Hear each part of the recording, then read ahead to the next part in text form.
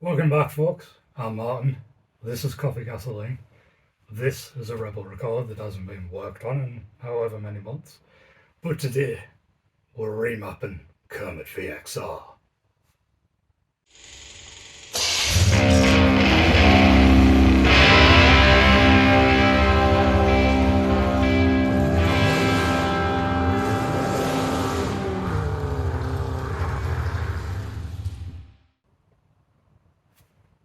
Well, the apron.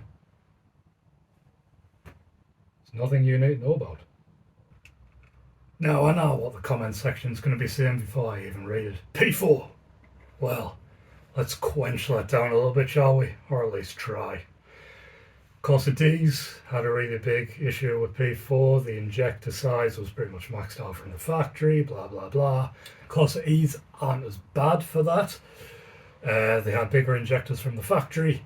The place that I'm going to be taking it to, R&D Motorsport, have said that they're going to put bigger injectors in for the Remap anyway.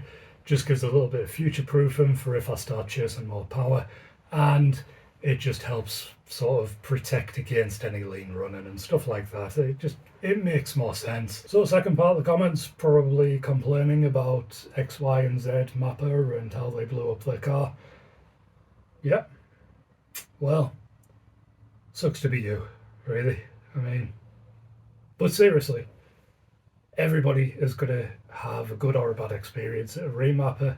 Unfortunately, when you're putting cars onto the dyno and you're pushing them, there is always a chance that something's going to go wrong. If you've asked the company to push it quite hard, then it's got a bigger chance of going wrong. Just bear in mind that you don't deal in stages, so like stage 1, stage 2, stage 7.35 squared, carry the one, cross the T, down and up, they don't exist. You map your car on the day based on its capability. You know what fuel it's running, what air it's taken in, what components it has, its strengths and weaknesses. Every car leaves the factory slightly different, and that's what you're mapping to, or that's what you should be mapping to. Now, when you're taking your car for a remap, you need to consider what fuel you're going to be running on. Yeah, that'll do. And make sure your car is in good health. Okay, make sure it's been serviced properly. Practice good warm up and cool down procedures every time you drive. Every time. So, with all that said, let's just hope Kermit doesn't blow up. Please don't let it blow up. Please be nice to my car. Please be nice to my car. Well, folks, we're here. R&D.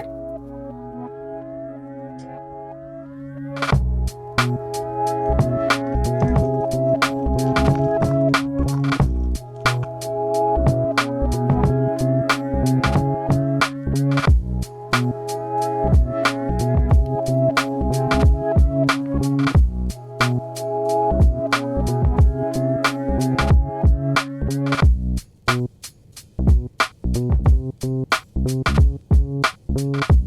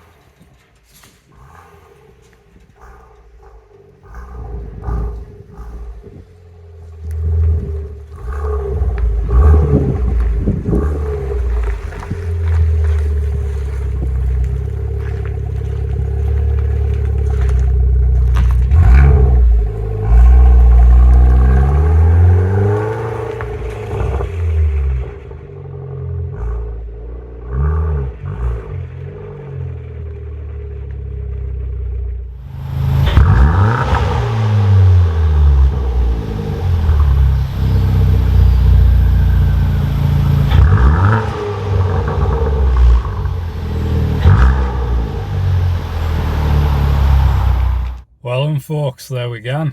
Remap done. Been living with it for a little while now and it is amazing. Power difference across the full range is incredible. Biggest difference is between like 3,000 and 5,000 RPM.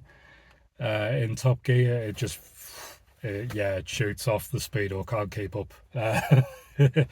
So it was 238 point something, so you know, tickle under 240 brake at the engine. That's, you know, absolutely phenomenal considering I was only expecting about 220. So yeah, it's transformed the car. Other differences I've noticed is when they've remapped it, they've put in kind of like a little bit of an overrun for obviously the burbles and stuff, but also it holds the RPM a little bit when you change a gear. So when you come off the throttle, there's a slight delay in the revs coming off. So when you change a gear, it holds the boost, which is excellent. Really helps when you're giving it some beans. Private roads, obviously. So yeah, speaking of private roads, there's quite a few around here, and I happen to be on one right now, so let's see what I can do.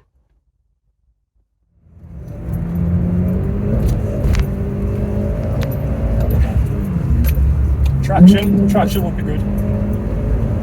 Yeah.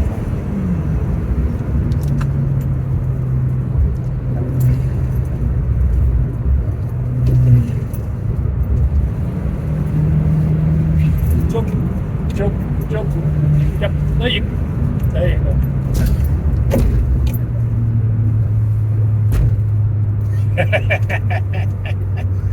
Well, what can I say? It's fantastic.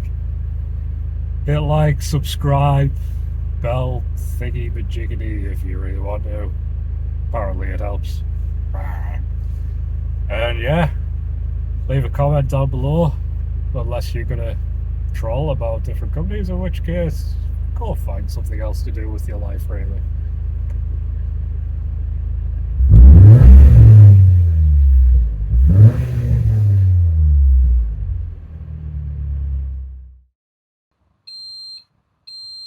Anytime now. Kiln's finished.